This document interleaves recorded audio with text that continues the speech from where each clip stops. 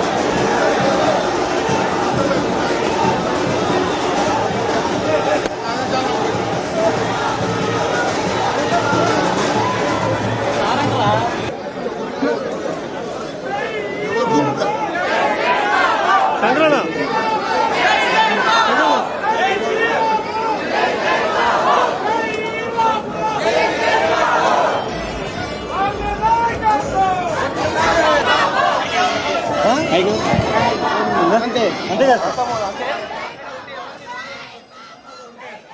13 మంది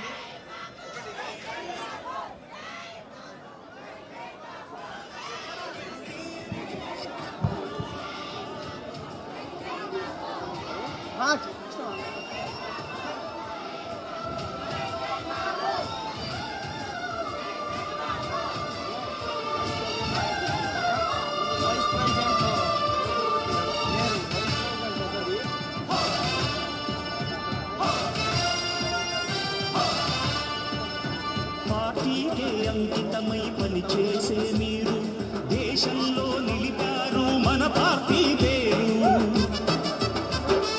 పార్టీకే అంకితమై పనిచేసే మీరు దేశంలో నిలిపారు మన పార్టీ పేరు. మారుమూల గ్రామమైన మహానగరమైన బాధ్యతతో క్రమశిక్షణతో మెలిగారు. ఆశయాలు పండించే జీవనదులు మీ సేవలు, మీరే మన రాష్ట్ర ప్రగతి సౌధానికి పునాదులు. అణుశక్తికి కోటి రెట్లు మీ శ్రమ శక్తి, ప్రజలకు చేకూర్చనుంది సుఖము శాంతి. నందమూరి ఆశయ రథ సారథ్యం మీదే, చంద్రబాబు స్వర్ణాంధ్రకు నిర్మాతలు మీరే.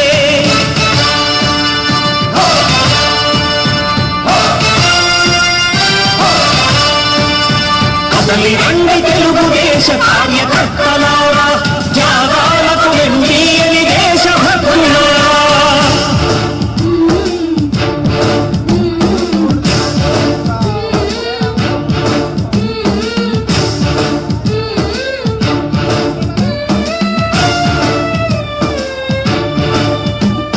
పగలురే ఈ పార్టీకై కృషి చేసి మీరు ఎన్నెన్నో మన ప్రియతమ నాయకుడు ఆంధ్రప్రదేశ్ నిర్మాత గౌరవనీయులు పెద్దలు శ్రీ నారా చంద్రబాబు నాయుడు గారికి అందరూ ఒక్కసారి కరతాళ ధ్వనుల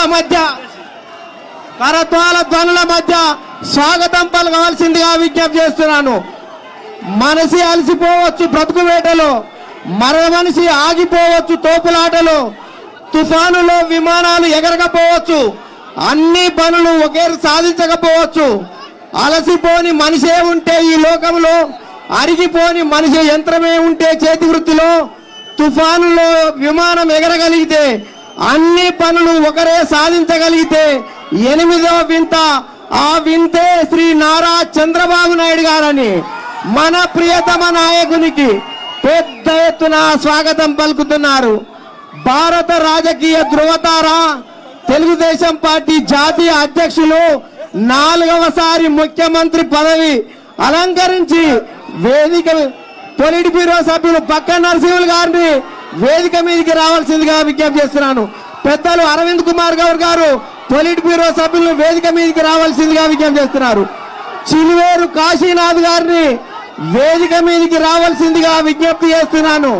శ్రీ ప్రేమ్ కుమార్ జైన్ గారిని, జోష్నా గారిని, అదే రకంగా బంటు వెంకటేశ్వర్లు గారిని, సామా భూపాల్ రెడ్డి గారిని, కాట్రగడ్డ ప్రసూన గారిని, నందమూరి సుహాసిని గారిని, డాక్టర్ రామనాథన్ గారిని వేదిక మీదకి రావాల్సిందిగా విజ్ఞప్తి చేస్తున్నాను. ప్రకాష్ రెడ్డి గారిని ఇప్పుడు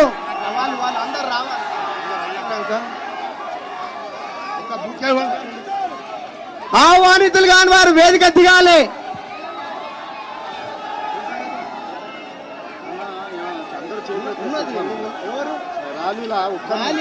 సమస్య ఏమైంది తెలుసా?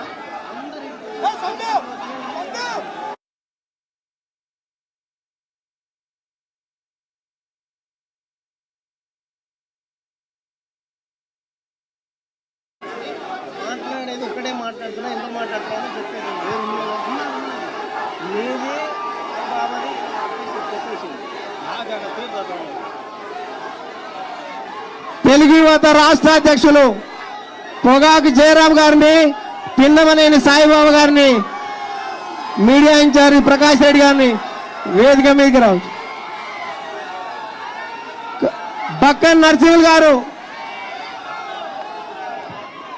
Sir Ravindra sir, polit bureau సభ్యులు బక్కన్ నరసింహులు గారిని, ఇప్పుడు స్వర్గీయ నందమూరి తారక రామారావు గారి విగ్రహానికి నివాళులు అర్పించవలసిందిగా జాతీయ తెలుగుదేశం పార్టీ అధ్యక్షులు శ్రీ నారా చంద్రబాబు నాయుడు గారిని సాగరంగా ఆహ్వానిస్తున్నాం. ఆహ్వానితులు గారు వారి వేదిక మీద ఉండకూడదు. పొలిట్ బ్యూరో సభ్యులు బక్కన్ నరసింహ గారిని, జాతీయ ఉపాధ్యక్షులు కాశీనాథ్ గారు,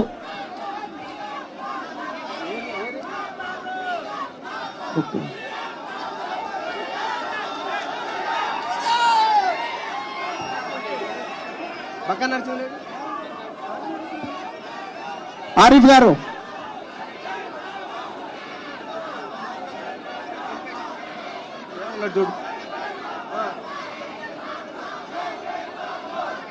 బక్కన్ నరసింహ గారిని, చిలువేరు కాశీనాథ్ గారిని,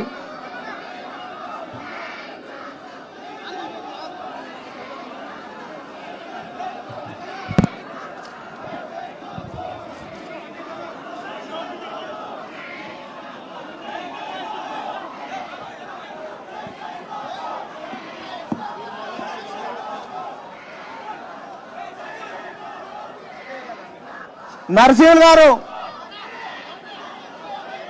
ఇప్పుడు ఎవరు స్టేజ్ మీదకి లేదు బ్రదర్, ఒక నిమిషం ఆగండి, మీటింగ్ అయిపోయిన తర్వాత అలౌ చేస్తాం.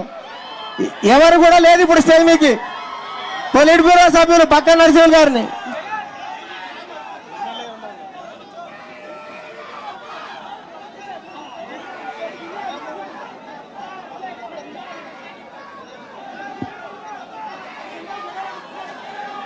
పక్క నరసింహులు గారిని ఇక్కడ రా అన్న, ఆయన ఒక్కరిని వీళ్ళు ఇప్పుడు రమ్మని.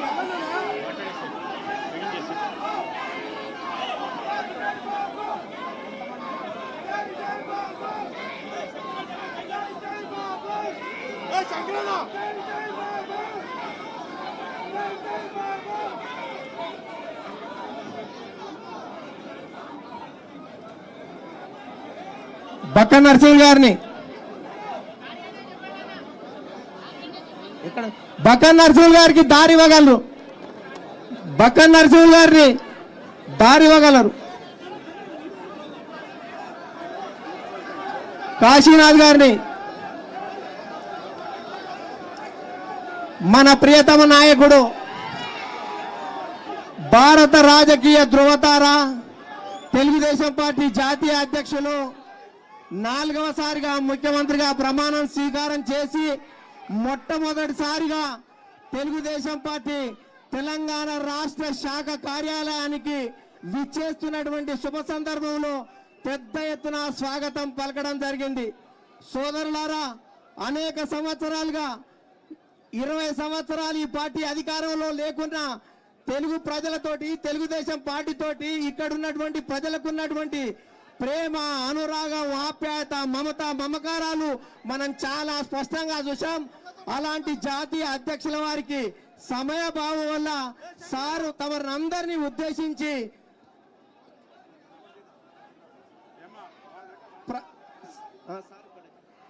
జాతీయ తెలుగుదేశం పార్టీ అధ్యక్షులు శ్రీ నారా చంద్రబాబు నాయుడు గారు మాట్లాడిన తర్వాత కలిసే వారిని ఆహ్వానిస్తాం. అందుకనే మన ప్రియతమ నాయకుడు, గౌరవనీయులు, పెద్దలు, భారత రాజకీయ ధృవతార శ్రీ నారా చంద్రబాబు నాయుడు గారు ని కార్యకర్తలతో ఆత్మీయ సమ్మేళనంలో మాట్లాడవలసిందిగా సాదరంగా ఆహ్వానిస్తున్నాము. ధన్యవాదాలు.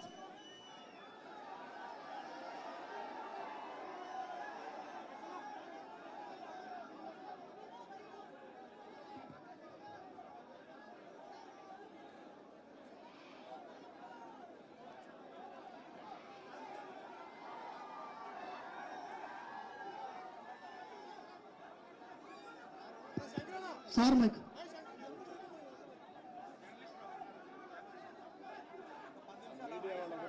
ఫోటోగ్రాఫర్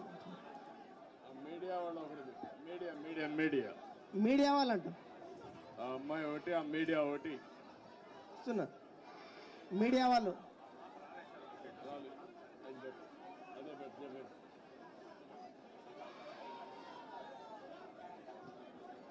బాగున్నావా?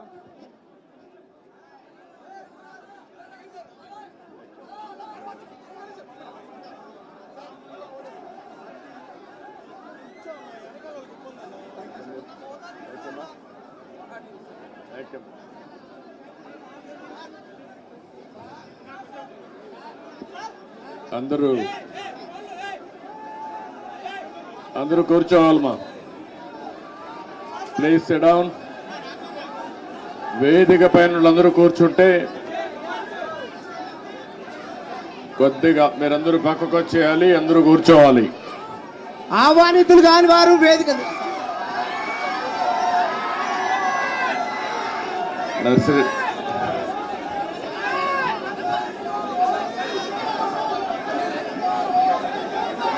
ఓకే అమ్మా, ఇది అయిపోయినాక నా స్పీచ్ అయినాక తీసుకుంటా, పెట్టుకోండి ఆ ఫోటో అట్లనే, మళ్ళా ఇప్పుడు కాదు. అందరూ కూర్చోవాలి దయచేసి.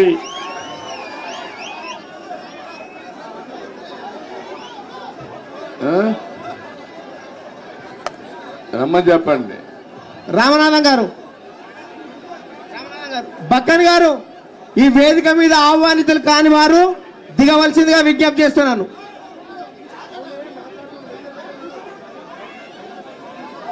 లాస్ట్లో అమ్మా అయిపోయినాక మీటింగ్ అయినాక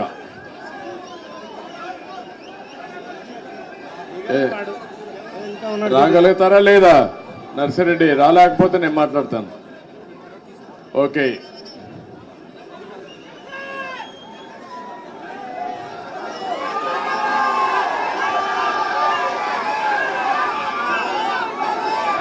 ఈరోజు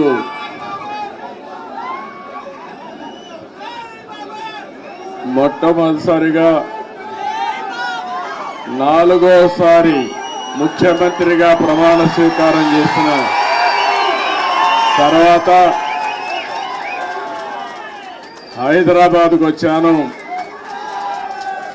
ఎన్టీఆర్ ట్రస్ట్ బిల్డింగ్కి వచ్చాను. నా ఆత్మీయులందరినీ ఒకసారి కలిసి అభినందనలు తెలియజేయాలి, కృతజ్ఞత తెలియజేయాలి అనే ఉద్దేశం దగ్గరకు వచ్చినప్పుడు మీరు చూపించే అభిమానం చూస్తా ఉంటే నాకెంతో ఆనందం, నాకొక ఉత్సాహాన్ని కూడా మిమ్మల్ని చూస్తా ఉంటే ఇంకా ఎక్కువ చేయాలనే ఉత్సాహం వస్తా ఉంది. వేదిక పైన వేదిక ముందర ఉన్నటువంటి నాకు ప్రాణ సమానమైన తెలుగుదేశం పార్టీ కుటుంబ సభ్యులందరికీ పేరు పేరున మనస్ఫూర్తిగా నమస్కారాలు, అభినందనలు. ఈరోజు ఇక్కడ మొన్న ఎలక్షన్ లో కూడా మనం పోటీ చేయలేదు, కానీ కార్యకర్తలు చూస్తే ఎక్కడి నుంచి వచ్చారో నాకు తెలియదు, కానీ ఇంత పెద్ద ఎత్తున రాగలిగారంటే అది తెలుగుదేశం పార్టీ బలం.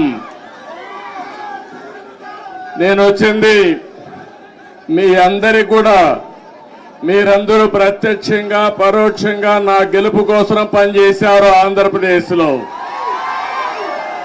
అలాంటి మీ అందరికి కూడా ధన్యవాదాలు, కృతజ్ఞతలు. ఒక్క విషయం మనం గుర్తుపెట్టుకోవాలి, మహానాయకుడు యుగ పురుషుడు నందమూరి తారక రామారావు గారు తెలుగుదేశం పార్టీ పెట్టింది ఈ గడ్డపైనే. ఆ రోజు ఆయన ఆలోచించింది ఏదో రాజకీయాల కోసం రాలేదు, లేకుంటే రాజకీయాల్ని అధికారం కోసం వచ్చి ఉపయోగించుకోవని రాలేదు. తెలుగు జాతికి అన్యాయం జరిగింది, నా జాతిని కాపాడుకోవాలని ఏకైక లక్ష్యంతో ఎన్టీ రామారావు గారు వచ్చారు. పార్టీ పెట్టిన విధానం కూడా మీరు చూశారు. ఎమ్మెల్యే క్వార్టర్లో ఆ రోజు ఏ విధంగా అయితే 10 మందిని కలవడానికి వచ్చాడు, వస్తే పెద్ద ఎత్తున ప్రజలు వస్తే అప్పటికప్పుడే తెలుగుదేశం పార్టీని నామకరణం చేసి అనౌన్స్ చేశారు. ఈ రోజు కూడా నేను చూస్తున్నా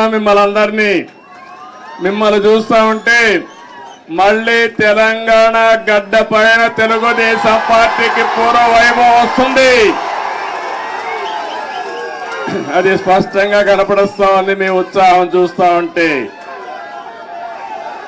ఒక్క విషయం మనందరం కూడా గుర్తుపెట్టుకోవాలి, ఈరోజు 2 రాష్ట్రాలు విభజన జరిగినప్పుడు కూడా నేను ఒకటే ఆలోచించాను, నాకు ఇటు తెలంగాణ అటు ఆంధ్రప్రదేశ్ 2 కళ్ళు లాంటివి. అందుకే ఆ రోజు ఒకే మాట చెప్పాను, నేను ఏ పక్క కూడా సైడ్స్ తీసుకోకుండా 2 ప్రాంతాల ప్రయోజనాల లక్ష్యంగా పనిచేసిన ఏకైక పార్టీ తెలుగుదేశం పార్టీ. తెలుగు జాతి ఐకమత్యంగా ఉండాలని ఆ రోజు ఆలోచించా, ఈ రోజు ఆలోచిస్తున్నా. నా చివరి రక్తపు బొట్టున్నంత వరకు అదే ఆలోచిస్తాను. ఇంకో పక్కన మీరు ఒక విషయం గుర్తుపెట్టుకోవాలి, తెలుగు జాతికి ఒక గౌరవం తెచ్చిన వ్యక్తి ఎన్టీ రామారావు గారు. అంత మునుపు తెలుగు వాళ్ళందరినీ మదరాసి అని పిలుస్తా ఉంటే, కాదు తెలుగు జాతి ఒకటి ఉందని ప్రపంచానికి చాటి చెప్పిన ఏకైక నాయకుడు నందమూరి తారక రామారావు గారు. తెలుగు వారికి ఆత్మ గౌరవాన్ని తెచ్చిన నాయకుడు ఎన్టీ రామారావు. అనేక సమస్యలు తీసుకొచ్చాడు, ఒకటి రెండు కాదు. ఒకప్పుడు తెలంగాణలో అయితే కరణం మున్సబులు పటేల్ పట్వారి విధానం భయంకరంగా ఉంటే రద్దు చేసిన తర్వాత ఈ ప్రాంత ప్రజానీకం మాకు స్వాతంత్రం వచ్చిందని పండగ చేసుకున్న సందర్భం అది. ఈరోజు తెలుగు రాష్ట్రాల్లో బ్రహ్మాండంగా వెనుకబడిన వర్గాల ముందుకు వచ్చారంటే అది ఎన్టీ రామారావు గారు చూపించిన చొరవ, ఆయన తీసుకున్న చర్యలేనని చెప్పి నేను మీకు తెలియజేస్తున్నా. అనేక పరిపాలనా సంస్కరణలు తీసుకొచ్చారు. మొట్టమొదటిసారిగా దేశంలోనే సంక్షేమానికి నాంది పలికిన ఏకైక నాయకుడు నందమూరి తారక రామారావు గారు అని చెప్పి కూడా నేను మీకు తెలియజేస్తున్నా. ఆ తర్వాత ఈరోజు మనం పార్టీలో చూస్తా ఉంటే ఎక్కడ చూసినా 20 ఏళ్ళయింది అధికారం పోయి 2004, ఈరోజు 2024 అధికారం పోయిందే గాని మీలో పట్టుదల తగ్గలేదని చెప్పి నేను మీకు తెలియజేస్తున్నా. రోజు రోజుకు అభిమానం పెరుగుతా ఉంది. కొంతమంది నాయకులు పోయారు కానీ కార్యకర్తలు మాత్రం పోలేదు.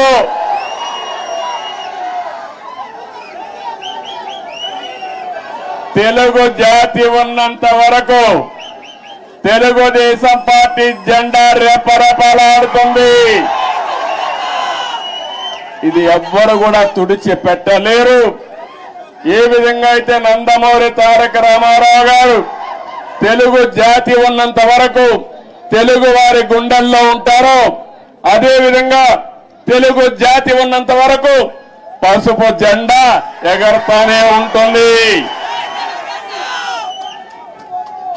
అయితే ఈ సందర్భంగా మనం కొన్ని విషయాలు కూడా మాట్లాడుకోవాల్సిన అవసరం ఉంది. ఈరోజు మనం చూస్తే తెలుగు జాతి కూడా అనేక సంక్షోభాలు ఎదుర్కొంది. నేను కూడా తెలుగుదేశం పార్టీ నాయకులు కార్యకర్తలు కూడా అనేక సంక్షోభాలు ఎదుర్కొన్నాం. కానీ ప్రతి ఒక్క సంక్షోభాన్ని ఒక అవకాశంగా మలుచుకుని తిరుగులేని శక్తిగా తెలుగుదేశం పార్టీ ఎదుగుతూనే వచ్చింది. భవిష్యత్తులో కూడా ముందుకు పోతాదని చెప్పి నేను మీకు తెలియజేస్తున్నా. నన్ను జైల్లో పెట్టారు ఏ కారణం లేకుండా. కానీ ఆ రోజు హైదరాబాద్ లో మీరు చూపించిన చొరవ నా జీవితంలో ఎప్పుడూ మర్చిపోలేను. ఇప్పుడు సెంటర్లో గాని అదే మాదిరిగా గచ్చిబౌలిలో మీటింగ్ పెడితే రెచ్చిపోయిన ఉత్సాహంతో నాయకులు లేకపోయినా మేమే నాయకులని చెప్పి లక్షల మంది వచ్చారంటే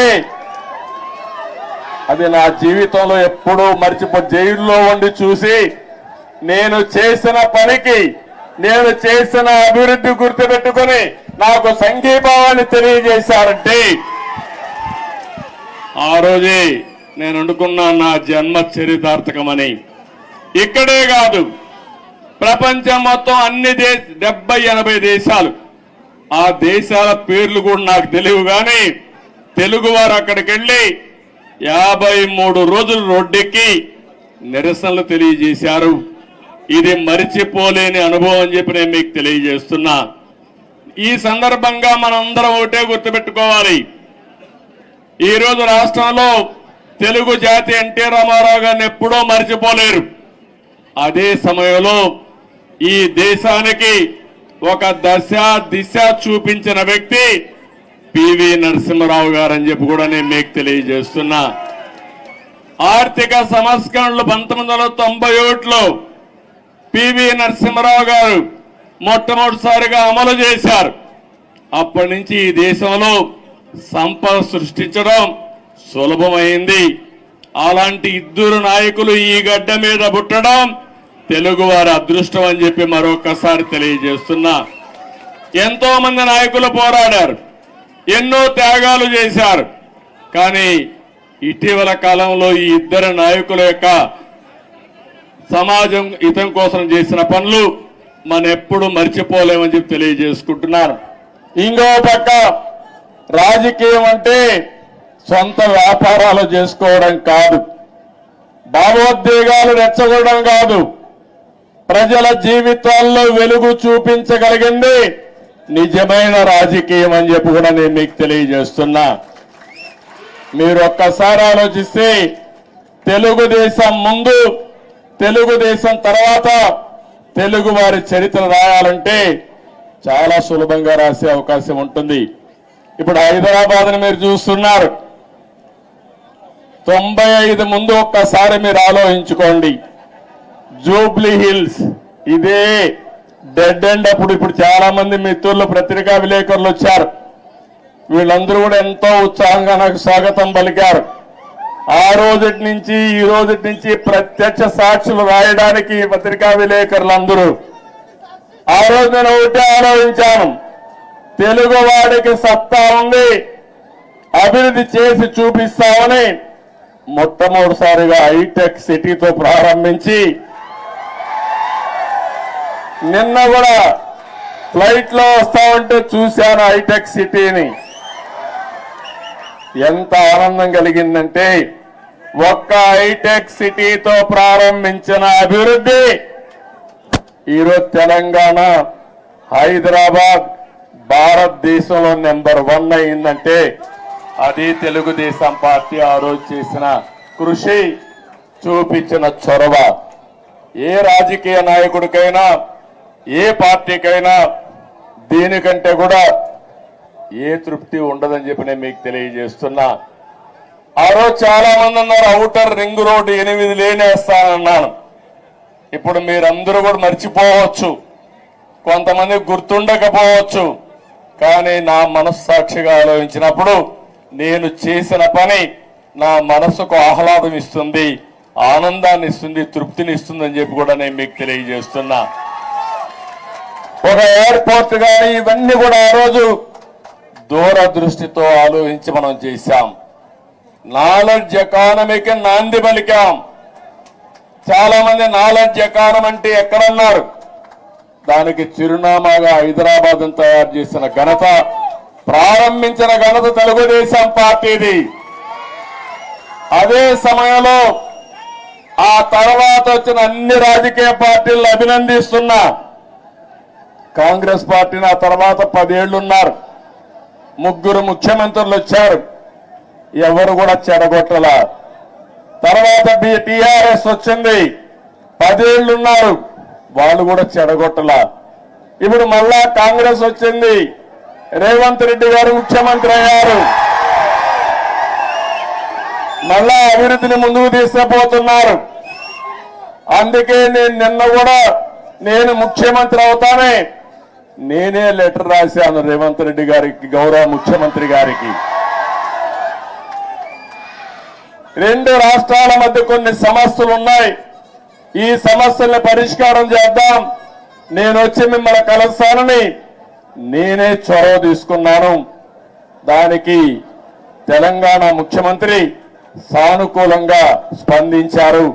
అందుకు ఈ సభ ద్వారా కూడా మనస్ఫూర్తిగా ధన్యవాదాలు తెలియజేస్తున్నాను. తెలుగు జాతి ఒకటి, అన్నదమ్ములు విడిపోతాం, విడిపోతే చిన్న చిన్న సమస్యలు వస్తాయి, భావోద్వేగాలు ఉంటాయి, కానీ అది శాశ్వతంగా ఉండకూడదు.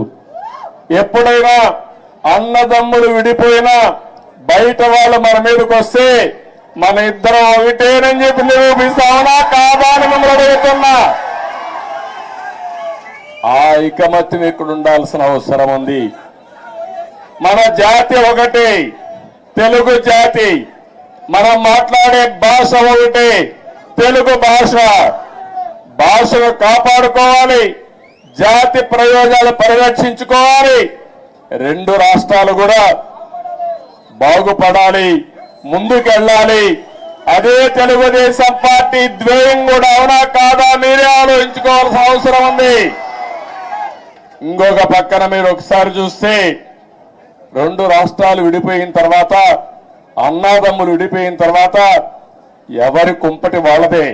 కష్టపడితే సుఖపడతారు, ఎక్కువ సంపాదించుకుంటే ఆనందంగా ఉంటారు. అయితే అదే సమయంలో ఏదైనా కలిసి పనిచేస్తే ఒక న్యూ ఎనర్జీ కూడా వస్తుంది. ఇద్దరు ఐకమత్యంగా ఉంటే ఐకమత్యం చాలా బలాన్ని ఇస్తుంది. ఒకప్పుడు 42 మంది ఎంపీలు ఉండేవాళ్ళు ఆంధ్ర రాష్ట్రంలో. దగ్గర ఒక 18 మందో 16 మందో రాజ్యసభ మెంబర్లు ఉండేవారు.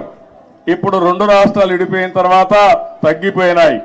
కానీ ఏ సమస్య వచ్చినా నేను ఒకటే చెప్తున్నాను, నాకు ఆంధ్రప్రదేశ్ అనే తెలంగాణని కాకుండా 2 రాష్ట్రాల ప్రయోజనాలు, తెలుగు జాతి ప్రయోజనాలు కాపాడడానికి ముందరుంటాను. కొంతమంది ఆలోచిస్తున్నారు గొడవలు పెట్టుకుంటే సమస్యల పరిష్కారం అవుతాయని. గొడవలు పెట్టుకుంటే నీళ్లు రావు, సమస్యల పరిష్కారం కావు, అభివృద్ధి జరగదు. దానివల్ల లాభం కంటే ఎక్కువ నష్టం వస్తుంది. ఆ విధంగా కాకుండా ఎక్కడికక్కడ సానుకూలంగా చర్చల ద్వారా ఏదైనా సమస్యలుంటే పరిష్కారం చేసుకుని ముందుకు పోవడంలో 2 రాష్ట్రాలు కూడా ముందుకు పోవాల్సిన అవసరం ఉంది. ఇంకొక విషయం కూడా మనం గుర్తుపెట్టుకోవాలి, 2 రాష్ట్రాల్లో మనోభావాలు ఉన్నాయి. ఒకప్పుడు సమైక్య ఆంధ్రప్రదేశ్ లో కూడా తెలంగాణలో ఒక మనోభావాలు ఉండేటివి, రాయలసీమలో ఇంకొక విధంగా ఆలోచించేవాళ్ళు, ఉత్తరాంధ్ర ప్రజానీకం ఒక విధంగా ఆలోచించేవాళ్ళు.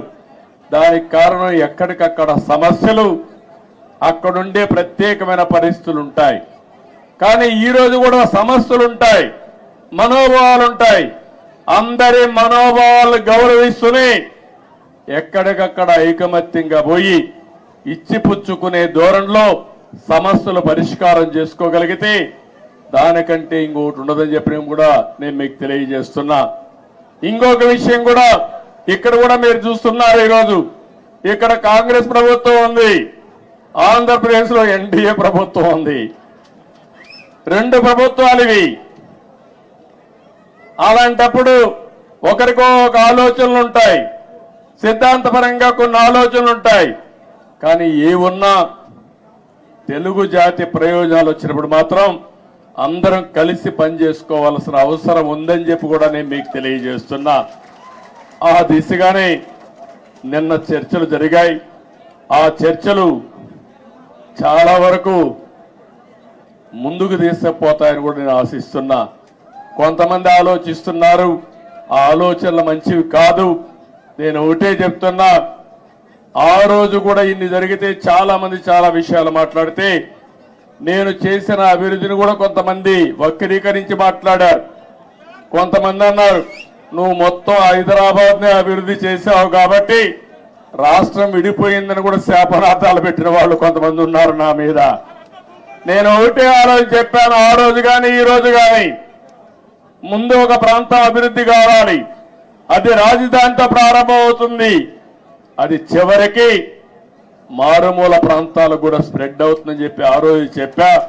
ఆ విషయం చాలా మంది మర్చిపోయి అనేక విధాలుగా మాట్లాడే పరిస్థితికి వచ్చారు. ఈ రోజు ఒక్క ఉదాహరణ చెబుతున్నాను మీ అందరికీ.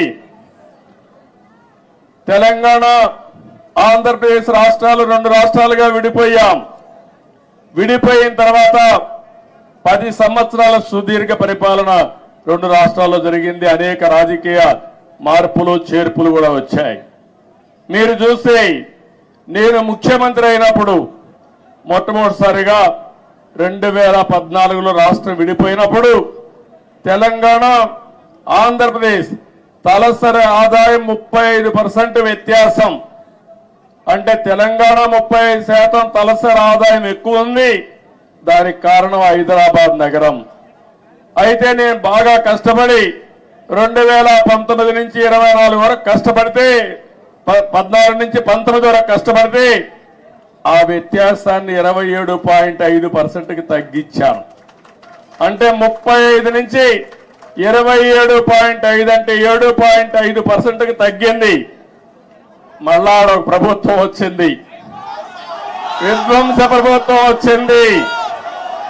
5 ఏళ్ళు ఇష్టానుసారంగా చేశారు. ఈ రోజు ఎంతవరకు పోయిందంటే 44% పెరిగిపోయింది.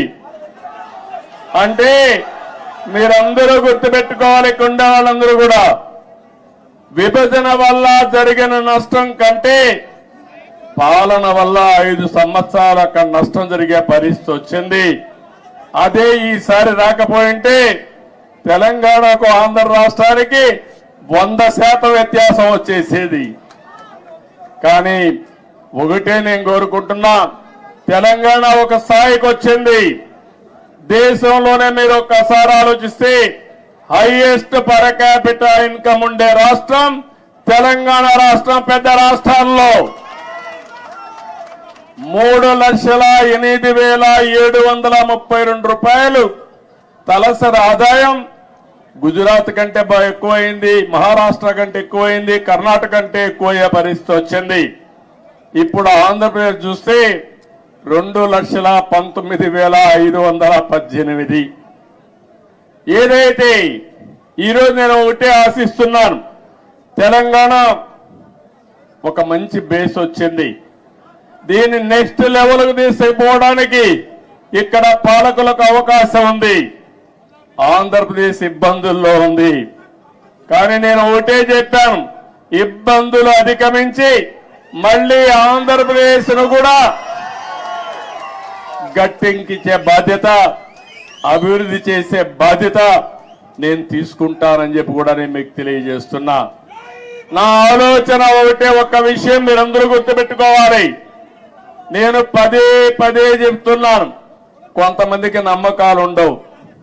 నేను ఎప్పుడో తయారు చేశాను విజన్ 2020 అని. కొంతమంది అన్నారు ఇది ఎక్కడ విజన్, ఇది 420 అని కూడా మాట్లాడారు. కొంతమంది కంప్యూటర్, నేను సెల్ ఫోన్స్ గురించి మాట్లాడితే సెల్ ఫోన్ తిండి పెడుతుందని కూడా మాట్లాడారు. ఇక్కడే నేను హైదరాబాద్ లో ఖైరతాబాద్ రోడ్లన్నీ వెడల్పు చేశాను. వెడల్పు చేస్తే చేయకూడదని అడ్డం పడ్డారు. ప్రజలు ఒప్పుకున్నా, నాయకులు ఒప్పుకోలేదు ఆ రోజుల్లో. కానీ అవన్నీ నేను పట్టించుకోలేదు, ముందుకెళ్ళాం. ఈరోజు మళ్ళా మీ అందరికీ ఒకటే చెప్తున్నాను, 2047కి భారతదేశం ప్రపంచంలోనే నెంబర్ 1 గా గాని ఉంటుంది.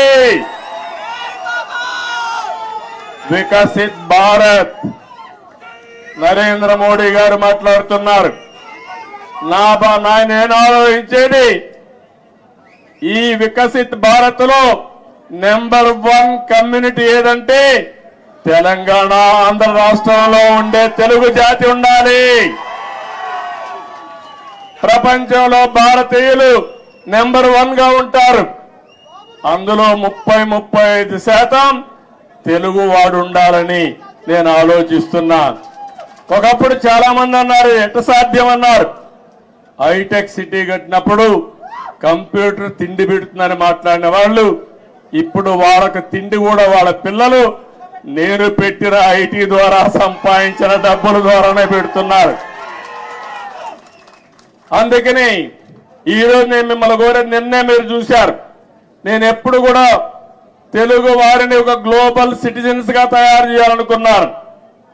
ఆ రోజు ఇక్కడ హైదరాబాద్ లో పనిచేస్తా ఉంటే, పనిచేసే రోజుల్లో నేను చెప్పేవాడిని, మీరు జాబ్ వర్క్ చేస్తున్నారు, అమెరికాలో డేటా పంపిస్తే డేటా ఎంట్రీ చేయడానికి పరిమితం అవుతున్నారు.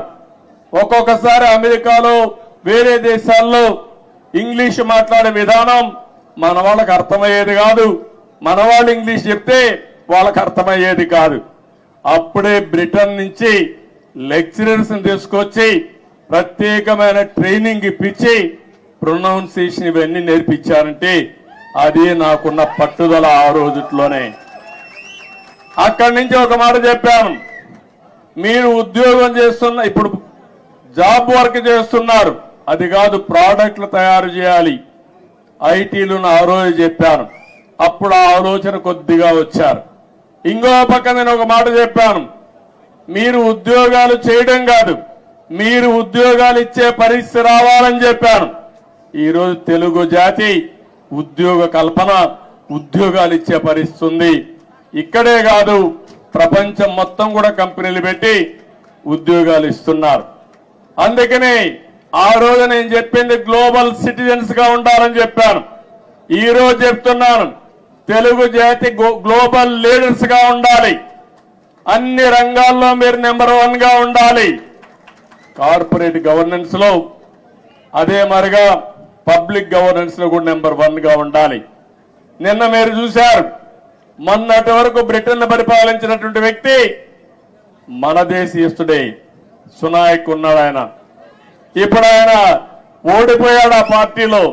కానీ 25 మంది పార్లమెంట్ మెంబర్లు భారతీయ సంతతి అంటే ఇండియన్స్ అయ్యారంటే అది ఇండియన్స్ యొక్క శక్తి సామర్థ్యం అని మీ అందరికీ విజ్ఞప్తి చేస్తున్నా.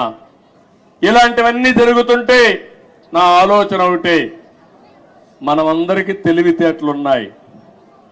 ప్రపంచంలో అందరికంటే కూడా ఆమోదయోగ్యమైన వ్యక్తులు భారతీయులు. అందులో అగ్రస్థానంలో ఉండే వ్యక్తులు తెలుగు జాతి. ఇది మనం అందరం కూడా, అందుకే నేను చెప్తున్నా, సేవ ఒకప్పుడు 75 సంవత్సరాలకు ముందు బ్రిటిష్ వాళ్ళు వచ్చి మనల వారి పరిపాలించారు. వాణిజ్య కార్యక్రమాలకు వచ్చారు, వ్యాపార నిమిత్తం వచ్చారు, తర్వాత పాలకులుగా మారారు. మనకు అలాంటి ఆలోచనలు లేవు. కానీ ప్రపంచానికి సేవ చేసే అవకాశం భారతీయులకు ఉంది. సర్వీస్ ద్వారా, కంపెనీల్లో పనిచేసే ద్వారా, లేకపోతే రాజకీయాల్లో కూడా ప్రజలకు సేవ చేసే అవకాశం మన వాళ్ళకు ఉంది. దానికి కారణం ఎక్కువ యంగ్స్టర్స్ ఉన్నారు, టెక్నాలజీ బాగా నేర్చుకున్నారు, మంచి నాయకత్వాన్ని ఇస్తున్నారు. ఇవన్నీ కూడా ప్రోత్సహించి 2047కి ప్రపంచంలో 30% అగ్రస్థానంలో తెలుగు జాతి ఉండాలి. దానికోసం నేను పనిచేస్తా. నాకు తెలంగాణ అని, ఆంధ్రాని కాదు, తెలుగు వారి అభివృద్ధి కోసం నిరంతరం పనిచేస్తారని మరొక్కసారి మీ అందరికీ తెలియజేస్తున్నా. నాకు ఈ జాతి అన్ని ఇచ్చింది. ఏ నాయకుడికి ఇవ్వని గౌరవం నాకు ఇచ్చింది. 9.5 సంవత్సరాలు ముఖ్యమంత్రి. ఈ యొక్క స్వాతంత్రం వచ్చిన తర్వాత, రాష్ట్రం ఏర్పడిన తర్వాత సమైక్య ఆంధ్రప్రదేశ్ లో కూడా 9.5 సంవత్సరాలు ఎవరూ లేరు. 10 సంవత్సరాల అపోజిషన్ లీడర్ని. నా రికార్డు ఇంకెవరూ బ్రేక్ చేయడానికి కూడా అవకాశం లేదు. ఇది 2 రాష్ట్రాలుగా విడిపోయింది కాబట్టి. అలాంటప్పుడు ఒకటే నేను ఆలోచిస్తున్నా, మళ్ళీ నాకు పునర్జన్మ అంటూ ఉంటే తెలుగు గడ్డపైనే పుట్టాలని భగవంతుని మనస్ఫూర్తిగా కోరుకుంటున్నా. అందుకని నిన్ననే మనం ప్రారంభించాం. ఆ ప్రారంభం రాబోయే రోజుల్లో అధికార కమిటీలు వేసుకున్నాం. అదే మరి 2 రాష్ట్రాల సమస్యల్ని సామరస్యంగా చర్చల ద్వారా పరిష్కారం చేయాలని ముందుకెళ్ళాం. ఇంకా రాబోయే రోజుల్లో అవన్నీ ఒక దారికి తీసుకుపోయి రాజకీయాలు ఎన్నైనా ఉండొచ్చు, కానీ ఆ రాజకీయాలు జాతి ప్రయోజనాలే ముఖ్యంగా మనం పనిచేస్తే ఏ సమస్య ఉండదని చెప్పి కూడా నేను మీకు తెలియజేస్తున్నా. ఈరోజు మీరు ఒక్కసారి చూస్తే నేను తిరగని ప్రాంతం లేదు తెలుగు నేల పైన. ఆదిలాబాద్ మొదలుకొని శ్రీకాకుళం వరకు తెలియని గ్రామం లేదు, తెలియని ప్రజానీకం లేదు. అలాంటి ప్రజలందరినీ చూశాను. ఇప్పుడు కూడా అదే అనిపిస్తుంది నాకు. ఇక్కడికి వచ్చినప్పుడు మీ యొక్క ఎనర్జీ చూసిన తర్వాత, మీ ఉత్సాహం చూసిన తర్వాత, దీనికంటే ఏ నాయకుడైనా ఏమైనా కోరుకుంటామని అడుగుతున్నా. మీరు నాకు అధికారాన్ని ఇచ్చారు. తిరిగి నేను సేవాభావంతో అనేక కార్యక్రమాలు చేశా. అది నా జీవితంలో దానికంటే ఇంకేం కోరుకునేది లేదు. కానీ నేను ఒకటే చెప్తాను, నా జీవితం ఉన్నంత వరకు, చివరి రక్తపు బొట్టు ఉన్నంత వరకు ప్రజలకు ఏం చేయాలో అవన్నీ చేస్తానే ఉంటాను. ఇప్పుడు నేను ఆలోచించే విధానం మీరు చూస్తే రాబోయే 30 ఏళ్లలో ఏం జరుగుతుందో ఇప్పుడే ఊహించి దానికి ఒక విజన్ తయారు చేసుకుని ముందుకు పోవాలనేది నా మనస్తత్వం. అందుకే ఈ సందర్భంగా నేను మిమ్మల్ని అందరినీ ఒకటే కోరుతున్నా. మీ తెలంగాణలో మా తమ్ముడు ఇప్పుడే చెప్తున్నాడు, మొన్న ఆంధ్రప్రదేశ్లో ఎన్నికలు వచ్చాయి. ఎన్నికలు వస్తే నేను వినూత్నంగా ఆలోచించాను. ఈసారి అందరినీ సీనియర్స్ నే కాకుండా యంగ్స్టర్స్ తీసుకొచ్చాను, రీస్ట్రక్చరింగ్ ప్రారంభించాను. యువకుల్ని, ఉత్సాహవంతుల్ని, చదువుకున్న వాళ్ళని సామాజిక న్యాయమే ధ్యేయంగా పెట్టుకుని అందరినీ మంచి వ్యక్తులు తీసుకొచ్చాను. ఆ యొక్క ఇది మీరు చూస్తే బ్రహ్మాండంగా ప్రజలు కూడా బ్రహ్మరథం పట్టారు. తెలుగుదేశం చరిత్రలో ఇంత పెద్ద విజయాన్ని నేను ఎప్పుడూ చూడలేదు. 82, 84 ఆగస్టు క్రైసిస్ తర్వాత 85, తర్వాత 94, 99 ఎప్పుడూ చూడలేదు. ఒక సునామీ వచ్చింది. ఆ సునామీకి ఎక్కడికక్కడ అందరూ కూడా కొట్టుకుపోయే పరిస్థితికి వచ్చారు. అది చూసిన తర్వాత మా తమ్ముడు అంటున్నాడు, అంటే ప్రజాస్వామ్యంలో మీరు ఒక్క విషయం గుర్తుపెట్టుకోవాలి, రాజులు లేరు, నియంతలు లేరు. ఎవరైనా విర్ర వీగితే ఎక్కడికి పంపించాలని మీరే పంపిస్తారు. అందుకే నేను ఇప్పుడు కూడా చెప్తున్నా మా మంత్రులకి అందరికీ, అక్కడ విర్ర వేగద్దండి, భూమి మీద నడవండి, ఆకాశం నడవద్దండి. ప్రజలకు మనం సేవ చేయాలి కానీ మనము ప్రజలకు సేవకులు కానీ పెత్తందారులు కాదు. ఆ విషయం గుర్తుపెట్టుకోమని అందరికీ ఎప్పటికప్పుడు హితబోధ చేస్తున్నా. అందుకే ఒక మాట అన్నాను నేను, CBN 95 2024 కాదు, CBN 95లో ఏ విధంగా పనిచేశాడో అదే విధంగా పనిచేస్తానని నిన్నే చెప్పాను. ఆ రోజుట్లో మీరు నాతో తిరిగిన వాళ్ళు ఇక్కడ ఈ గడ్డ మీద చూసింటారు. 90 రోజులు తిరిగాను హైదరాబాద్ లో. ఆకస్మిక తనిఖీలు, తెల్లవారుజామున లేచి అందరి తలుపు తట్టి నిద్ర లేపి సమస్యలు తెలుసుకుంటూ పరిష్కారం చేసిన రోజులు అవన్నీ. అలాంటివి చాలా చేశాం. ఆ రోజు చేసిన కార్యక్రమాలే మీరు చూస్తే శ్రమదానం, అదే మరి జన్మభూమి, అదే మారిగా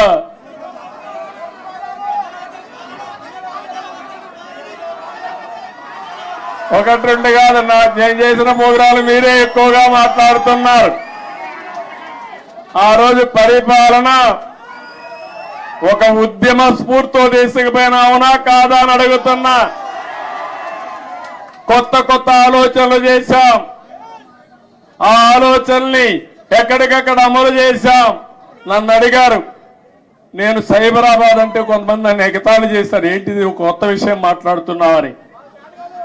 ఆ రోజు సికింద్రాబాద్, హైదరాబాద్ ఉంది. నేను ఆలోచించాను ఏ పేరు బాగుంటుందని. సరైన నేమో ఇన్ఫర్మేషన్ టెక్నాలజీ వచ్చింది, సైబరాబాద్ అని పేరు పెడదామని పెట్టి కడాన అమెరికా అధ్యక్షుడు బిల్ క్లింటన్ పిలిపించినప్పుడు నామకరణం చేశాం మనం. మన టెక్నాలజీ ఆయన చూసి ఆ రోజుల్లోనే ఆశ్చర్యపోయాడు. ఒక హైదరాబాద్ లో టెక్నాలజీ ఇంత అడాప్ట్ చేసుకున్నారని.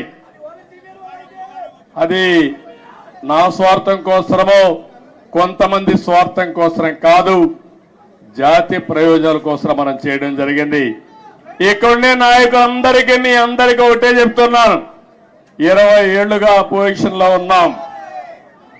తెలంగాణలో కూడా తెలుగుదేశం పార్టీ ఉండాలనా లేదా అని మిమ్మల్ని అడుగుతున్నా.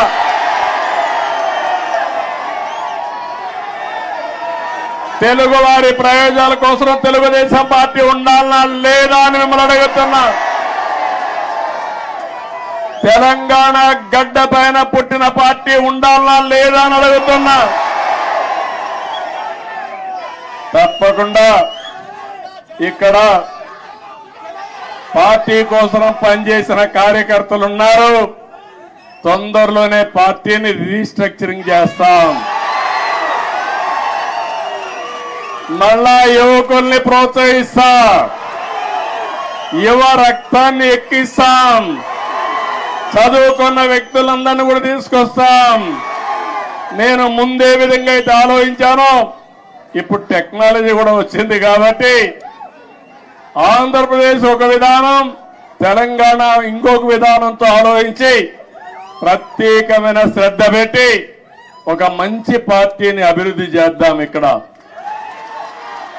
తెలుగుదేశం పార్టీకి ఒక ప్రత్యేకత ఉంది.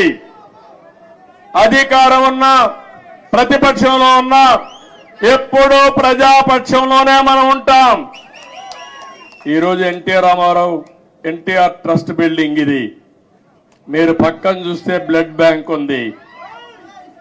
భువనేశ్వరి గారి నాయకత్వంలో స్కూల్స్ పెట్టాం. ఆ రోజు నేను పెట్టిన తర్వాత, నేను రాజకీయాల్లో యాక్టివ్ అయిన తర్వాత ఆ మేనేజ్మెంట్ ఆవిడ చూస్తా ఉంది. ఇంకో పక్క బసవతారకం క్యాన్సర్ హాస్పిటల్ ఈ రోడ్లోనే ఉంది. అది మన నాయకుడి కళ. ఆ రోజు ఆయన ఆలోచించాడు, ఎవరైతే మా అత్తగారు క్యాన్సర్ తో చనిపోతే ఇంకొకరి మారిగా చనిపోకూడదని ఆలోచించి క్యాన్సర్ హాస్పిటల్ ప్రారంభించాడు. చేయాలని ఆలోచన వచ్చింది. తర్వాత నేను ముఖ్యమంత్రి అయిన తర్వాత దాన్ని అభివృద్ధి చేశాను. ఇప్పుడు బాలకృష్ణ గారి ఆధ్వర్యంలో బసవతారకం క్యాన్సర్ హాస్పిటల్ ఈ ప్రాంతంలో ఎనలేని సేవలు అందిస్తున్నారు. ఒక ఇన్స్టిట్యూషన్ పెడితే ఎప్పుడు కూడా మీరు ఒక్కసారి గుర్తుపెట్టుకోండి, తెలుగుదేశం పార్టీ ఒకే ఆలోచన.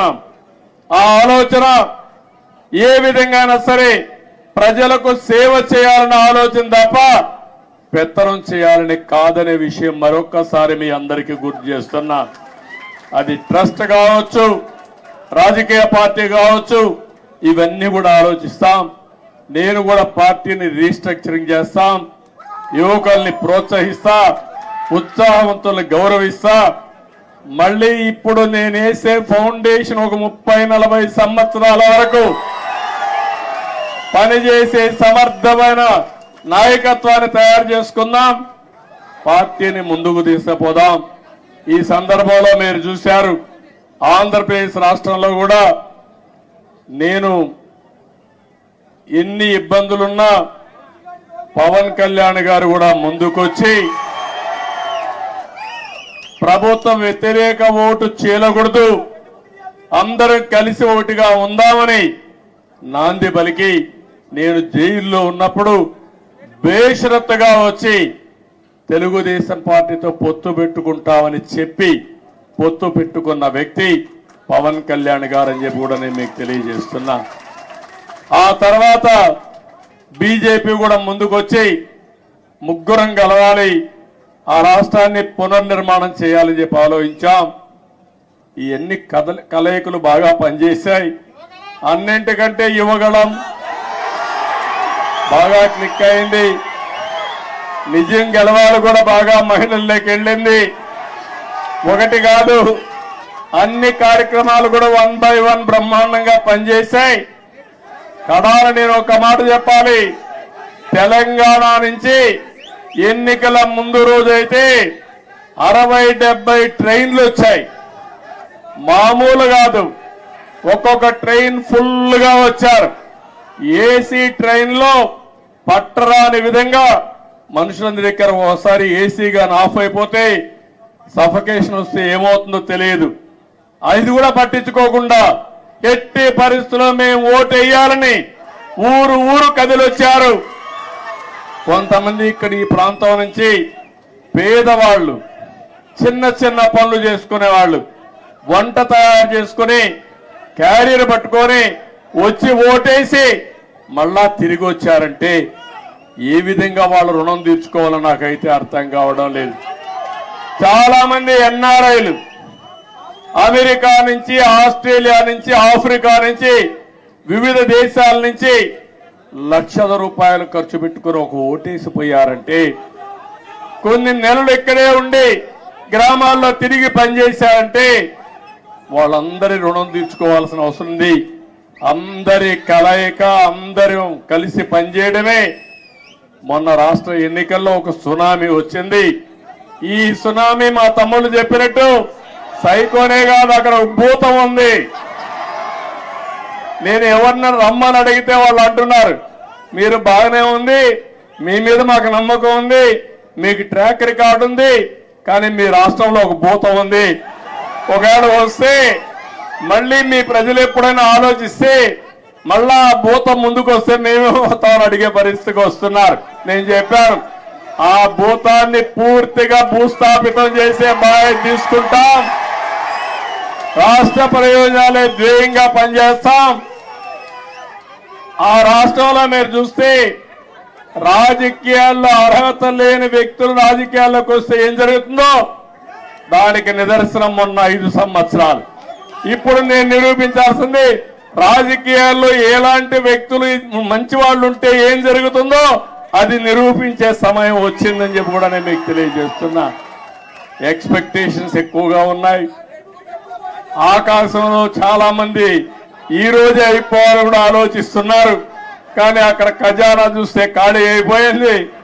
పనిచేసే వ్యక్తులు కూడా లేరు. అన్ని సమస్యల సుడిగుండంలో ఉన్నాం. పర్వాలేదు, భగవంతుడు ఎప్పుడు నాకు ఒక ధైర్యాన్ని ఇస్తాడు. ఎప్పుడు కూడా సంక్షోభంలో అవకాశాలు వెతుక్కోవడం నా నైజం. తప్పకుండా మళ్ళా అలాంటి అవకాశాలు ఎదుర్కొని ఎక్కడికక్కడ ముందుకు పోతాం. 95లో అదే జరిగింది. హైదరాబాద్ లో కూడా ఆ రోజు జీతాలు ఇవ్వలేకపోయా. 2004 కంత బెస్ట్ ఎకానమీగా తయారు చేశాం. కష్టాలు తెలిసిన పార్టీ తెలుగుదేశం పార్టీ, ప్రజల ఇబ్బందులు తెలిసిన పార్టీ తెలుగుదేశం పార్టీ. ఇవన్నీ చేస్తామని చెప్పి తెలియజేసుకుంటూ మరొకసారి మీ అందరినీ మనస్ఫూర్తిగా అభినందిస్తున్న ఇక్కడ మీడియా కూడా ఉన్నారు. మాకు సీట్లు లేకపోయినా, ఎన్నికల్లో పోటీ చేయకపోయినా, ఎప్పుడొచ్చినా మా పార్టీ విషయాలు కానీ నన్ను కానీ బాగా ప్రొజెక్ట్ చేసిన మీడియాకు కూడా మనస్ఫూర్తిగా ధన్యవాదాలు. ఇక్కడ కూడా కొన్ని ఉంటాయి, మీడియాలో కూడా బాధ లేదు. ఏది వాస్తవం అవి చెప్తే సరిపోతుంది. కొంతమంది కావాలని ఇప్పుడు కూడా వక్రీకరించి చేస్తూనే ఉన్నారు. ఏం బాధ లేదు. నేను కూడా ఎంతమంది వక్రీకరించి మాట్లాడినా ప్రజలకు మిమ్మల్ని అందరినీ కూడా స్ట్రైటన్ చేసి, మేము జవాబుదారితనమే కాదు మీడియా కూడా జవాబుదారితనం తీసుకుడిగా చేయాల్సిన బాధ్యత ఈ ప్రజాస్వామ్యంలో ఉంది. అది కూడా చేద్దామని చెప్పి తెలియజేసుకుంటూ మరొక్కసారి మీ అందరూ ఒక్కొక్కరే కలవాలనుకుంటారు కానీ సమయం లేదు, ఏమనుకోవద్దండి. సమస్యలు కోకొల్లలు ఉన్నాయి. ఆ సమస్యలన్నీ పరిష్కారం చేయాల్సిన బాధ్యత నాకుంది. తొందరలో మళ్ళీ వస్తా, పార్టీ ఆఫీసులో టైం ఇస్తా, అందరితో కలుస్తా. ముందు అక్కడ సెట్ చేసి మళ్ళా మీ దగ్గరకు వచ్చి ఎప్పటికప్పుడు మీకు అందుబాటులో కూడా ఉంటానని చెప్పి తెలియజేసుకుంటూ మరొక్కసారి ఈ రోజు మీ ఉత్సాహం చూశాను, అభిమానం చూశాను. నా జీవితంలో ఎప్పుడూ మర్చిపోలేను. ఇవన్నీ ఒక్కొక్క నాయకుడికి ఒక్కొక్క సమయంలో మధుర స్మృతులుగా జ్ఞాపకం ఉంటాయి. నేను ఎవరిని ఈరోజు రమ్మని కూడా పిలవలేదు, కానీ ఈ పార్టీకి ఇక్కడికి వచ్చి 10 మందికి ధన్యవాదాలు తెలియచేయాలనే ఉద్దేశంతో వచ్చా. ఆ సందర్భంగా ఇంత పెద్ద ఎత్తున వచ్చారు. మీ అందరికీ పేరు పేరున మనస్ఫూర్తిగా కూడా శిరస్సు వంచిన నమస్కారాలు తెలియజేసుకుంటూ, మీకే కాకుండా తెలంగాణ మారుమూల ప్రాంతాల్లో ఉండే తెలుగుదేశం పార్టీ శ్రేయోభిలాషులందరికీ మనస్ఫూర్తిగా అభినందనలు, ధన్యవాదాలు తెలియజేసుకుంటూ అందరికీ నమస్కారాలు. జై హింద్, జై తెలుగుదేశం, జై తెలంగాణ. తెలుగుదేశం పార్టీకి చంద్రబాబు నాయుడుతో దూరం చేయాలని కొన్ని పార్టీలు ప్రయత్నం చేసిన గుండె నిండా బాబు గారితో 20 సంవత్సరాలు మమేకమై ఉన్న ప్రతి కార్యకర్త గుండెల్లో ఉన్న మీకు ఎప్పటికీ ఈ గడ్డ రుణపడి ఉంటుందని విజ్ఞప్తి చేస్తూ ఇప్పుడు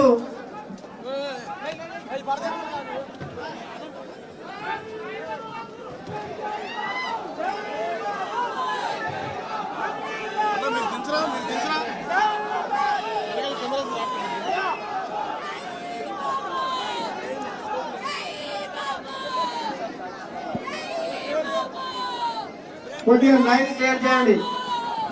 అక్కడ ఉన్నటువంటి గజమాల వారికి అవకాశం ఇవ్వండి. గజమాల వారికి